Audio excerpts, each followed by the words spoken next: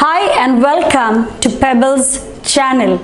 So today's topic we are going to talk about the sedimentary rocks. So sedimentary rocks are caused by the deposition of sediments over time.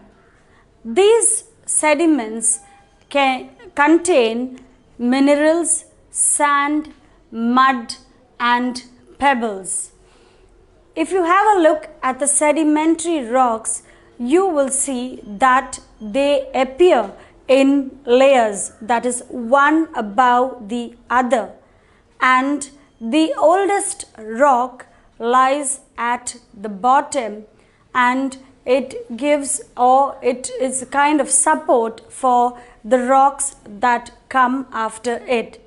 And these rocks are formed when water passes over the mountains, that is flows over the mountains, and as they flow they break down these rocks into smaller pieces.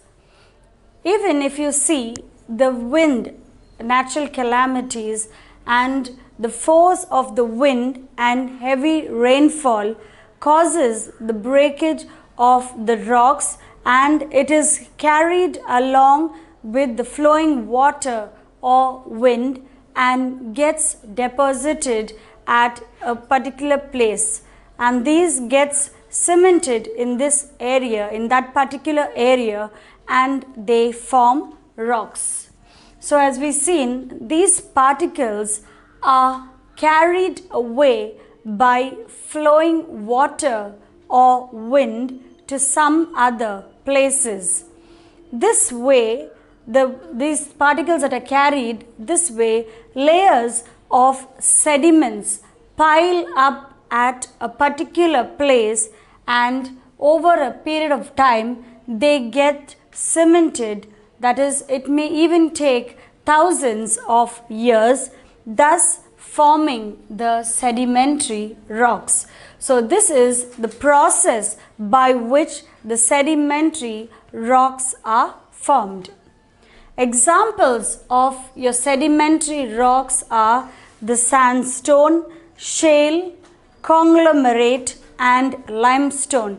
So these are some of the examples of sedimentary rocks, that is your sandstone, shale, conglomerate and your limestone.